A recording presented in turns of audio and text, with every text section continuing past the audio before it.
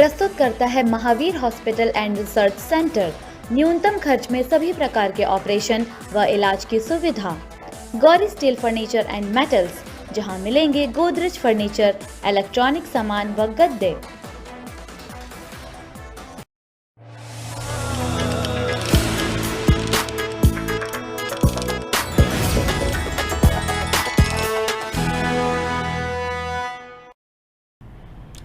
नमस्कार, SK media में आपका स्वागत है और मैं हूं आपके साथ कपिल चौहान। आप देख रहे हैं मेरा गांव मेरा शहर। सबसे पहले खबर है भैंसोदा से, जहां पर 14 से 18 वर्ष के आयु के बच्चों को आज मंगल टीका लगा, जिसमें जनप्रतिनिधियों ने बच्चों को माल्यार्पण कर उनका मनोबल भी बढ़ाया। आज भैंसोदा के हायर सेकेंडरी स्कूल में 15 से 18 वर्ष के बच्चों का टीकाकरण महाअभियान का शुभारंभ हुआ। इस दौरान स्थानीय जनप्रतिनिधियों ने दीप प्रज्वलित कर अभियान की शुरुआत की। जनप्रतिनिधियों ने विद्यार्थियों को वैक्सीन के फायदे के बारे में समझाइश दी। साथ ही बच्चों को वैक्सीन लगवाने के बाद उनका पुष्पहार पहनाकर मनोबल बढ़ाया। पूर्व सरपंच श्याम गुर्जर ने मंच से स्टूडेंट को कहा कि मैं आप सभी 15 से 18 वर्ष आयु वर्ग के बेटी बेटियों से अपील करता हूं कि वैक्सीन जरूर लगवा लें। मास्क लगाना अपने जीवन की आदत बना लीजिए। जब तक कोविड-19 है तब तक इस आदत को बनाए रखिए। इस कार्यक्रम में मंडल अध्यक्ष सोदान गुर्जर, जिला पंचायत सदस्य सीमा यादव, मंडल उपाध्यक्ष अर्जुन शर्मा, राकेश यादव, अरविंद भील ठाकुर, बंटी ठाकुर व स्कूल विभाग की टीम व स्वास्थ्य विभाग से डॉक्टर अर्चना पोरवाल मौजूद रही। भैंसोदा मंदसौर से एसके मीडिया के लिए रामदयाल गुजराती की रिपोर्ट। और भैंसोदा मंडी में अवैध रूप से सार्वजनिक उपयोग की जमीनों को बेचा जा रहा है। पूर्व सरपंच श्याम गुर्जर ने मामले को उठाते हुए बताया कि एक तरफ जहां मुख्यमंत्री गरीबों को आवास देने की बात कर रहे हैं, वहीं स्थानीय भूमाफियाओं द्वारा अवैध रूप से सार्वजनिक उपयोग की जमीनों को ठिकाने लगाया जा रहा है।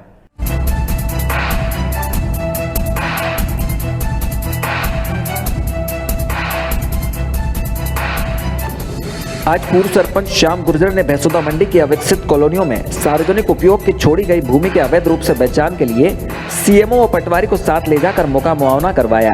वह मौके पर ही पूर्व सरपंच ने पटवारी अरुण पाटीदार व सीएमओ यादव को समझाइश करते हुए बताया कि कॉलोनाइजरों द्वारा टीएनसी की गाइडलाइन से स्वीकृत नक्शे के अनुसार प्लॉटिंग एरिया पूर्व में ही पहचान कर दिया गया है। अब जो प्लाट बेचे जा रहे हैं उसमें अधिकतर सार्वजनिक उपयोग की भूमि है।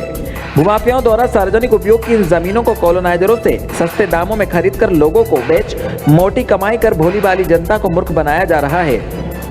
कॉलोनाइजरों के स्वीकृत नक्शे सीमा के बाहर के प्लाटों को लगातार रजिस्ट्रियां जिम्मेदार अधिकारियों की अनदेखी के चलते हो रही है, जिससे भविष्य में लोगों की जन सुविधाओं के लिए भी मूलभूत सुविधाओं हेतु विवश होना पड़ सकता है। मैंने नगर परिषद अपने सीएमओ साहब उनको संज्ञान में मामला डाला है कि यहाँ पर जैसे 2 कॉलोनियाँ कटी है, उन कॉलोनियों के बीच में जो सार्वजनिक उपयोग के लिए कोई नाला निर्माण या कोई गली निकालनी हो या कोई शौचालय के लिए कोई सुलभ शौचालय कॉम्प्लेक्स बनाने हो, इस तरह की ज़मीन छूटी हुई है, जो कि कॉलोनाइजर अधिनियम के तहत कॉलोनाइजर ने शपथ पत्र कर देके उनको छोड़ने के लिए बिल्कुल शपथ पत्र कर रखा है। उसके बावजूद भी कुछ यहाँ के भूमाफिया जो कम कीमत में वहाँ कॉलोनाइजर से सौदा कर लेते हैं और यहाँ आके भोली भाली जनता को मूर्ख बना के और 700, 800, 1000 रुपये फीट में उस ज़मीन को बेच देते हैं। मेरा आपके माध्यम से यही कहना है कि मैं जो हमारे जो ग्रामवासी है या नगरवासी है वो इस तरह की ज़मीनें ना खरीदें, क्योंकि आपको अगर ज़मीनें खरीदनी है तो आप साफ सुथरी प्लाट नंबर की ज़मीनें खरीदें, जो जिसके प्लाट नंबर है। जिनके प्लाट नंबर नहीं है वो ज़मीनें ना खरीदें, और जिसे सीधा कॉलोनाइजर रजिस्ट्री करा रहा वो ज़मीनें भी नहीं खरीदें, क्योंकि वो सारी ज़मीनें जो प्लाटिंग एरिया की ज़मीनें हैं, जो टाउन कंट्री प्लानिंग से पास हुई है, वो सारी ज़मीनें बिक चुकी है। अब जो ये ज़मीनें बेच रहे हैं ये सब सार्वजनिक इस्तेमाल की ज़मीनें बेच रहे हैं, जैसे स्लम एरिया हुआ, बगीचा हुआ, रोड हुआ, या कोई छूटी हुई सार्वजनिक ज़मीनें हुई या स्कूल की ज़मीनें, इस तरह की ज़मीनें बेच रहे हैं ये लोग। देखने में आता है कि पंचायत से नगर परिषद बनने के बाद जो है अभी तक जो भैंसोदा मंडी की जो कॉलोनी है चाहे वो राजस्व में अभी तक आबादी रिकॉर्ड में नहीं है। लगातार अभी नगर परिषद बनने के बाद यहाँ पर विकास कार्य भी होंगे, रोड भी बनेंगे, नालियाँ भी बनेंगी, तो आखिर क्यों अभी तक इनको जो है आबादी रिकॉर्ड में नहीं लिया गया है कॉलोनी को?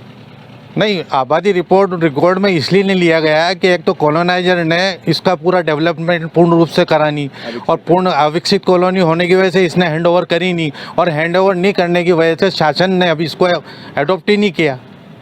कारण ये है। जिम्मेदार अधिकारियों को किस तरह की कार्रवाई करनी चाहिए ऐसे कॉलोनाइजरों के खिलाफ? इसमें कॉलोनाइजर एक्ट अधिनियम के तहत अगर कॉलोनाइजर अपनी जो शपथ पत्र के अनुसार या कॉलोनाइजर एक्ट के अधिनियम के अनुसार अगर जो कॉलोनी का निर्माण नहीं करता है या कॉलोनी के नियमों की पालन नहीं करता है, तो उसकी जो बची हुई ज़मीनें हैं उसको अधिकृत करने का शासन को अधिकार है। मैं पूर्व में भी एसडीएम साहब और कलेक्टर साहब से निवेदन कर चुका हूँ कि ये सब चीज़ें आप करिए, वरना ये जो सार्वजनिक उपयोग की ज़मीनें हैं वो सारी बिक जाएगी, क्योंकि अभी भी जो खसर नंबर है वो उस कॉलोनाइजर के नाम ही बोल रहा है। आपको बता दें कि सन 2000 में काटी गई भैंसोदा मंडी की आधा दर्जन से ज्यादा कॉलोनियां अभी तक आबादी रिकॉर्ड में नहीं है। कॉलोनाइजरों द्वारा शासन को हैंडओवर नहीं करवाने के कारण आज भी ये अविकसित कॉलोनियां राजस्व रिकॉर्ड में ही दर्ज है, जिसके चलते नामांतरण भी तहसील में होता है। आज हमने पूर्व सरपंच साहब के साथ और यहाँ के जो कस्बा पटवारी साहब हैं उनके साथ आज पूरे कॉलोनी का निरीक्षण किया है, और ये हमारे संज्ञान में है कि अभी तक ये राजस्व रिकॉर्ड में है और नामांतरण में भी राजस्व में ही हो रहे हैं।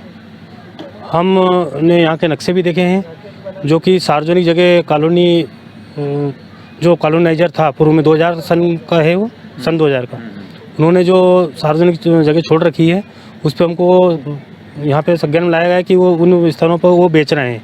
अगर इस प्रकार का कोई कृत्य होता है तो हम निश्चित उसके ऊपर कार्रवाई करेंगे, और आगामी कुछ समय में हम इसको कॉलोनी को वैध करने के जो भी कॉलोनी के जो प्रावधान है उसके अनुसार कार्रवाई करेंगे। वैकल्पिक रूप में अवैध रूप से इस तरह की जो बेचान की गतिविधियां हैं, क्या नगर परिषद द्वारा उन भूमियों पर जो पार्क की ज़मीनें हैं और विद्यालय की ज़मीनें हैं और सार्वजनिक निर्माण सार्वजनिक उपयोग के लिए जो ज़मीनें उन पर बोर्ड लगा करके इस तरह का कुछ चस्पा?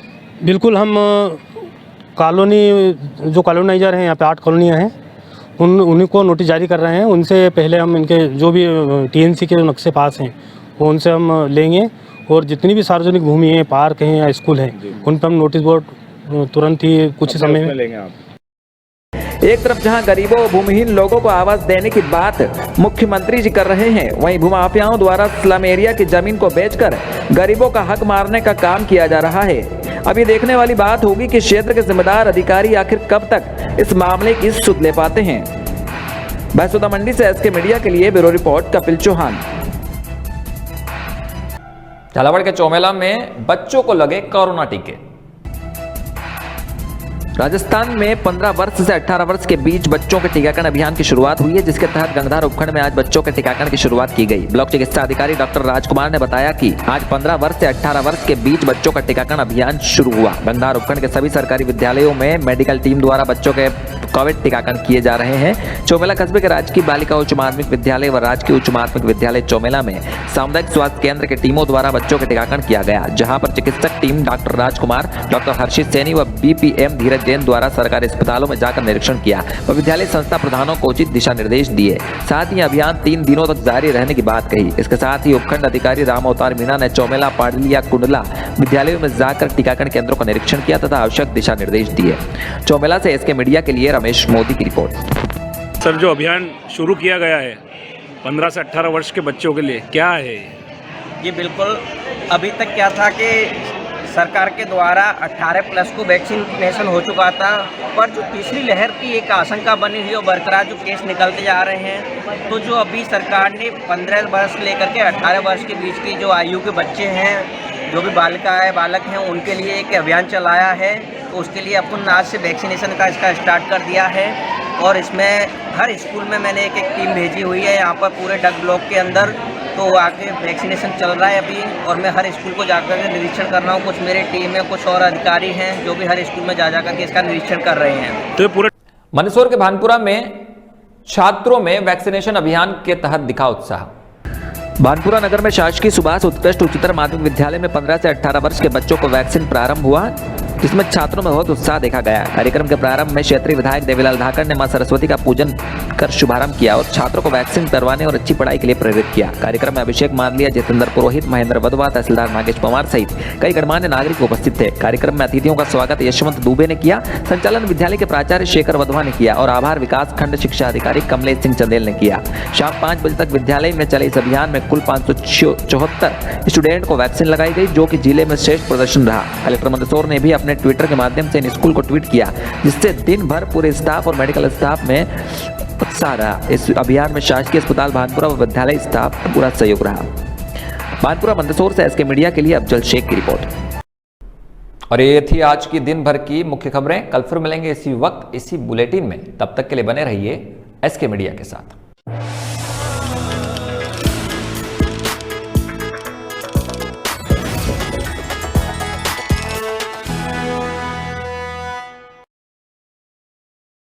प्रस्तुत करता है Mahavir hospital and research centre. न्यूनतम खर्च में सभी प्रकार के ऑपरेशन व इलाज की सुविधा। Gauri steel furniture and metals, जहां मिलेंगे गोदरेज फर्नीचर, इलेक्ट्रॉनिक सामान व गद्दे।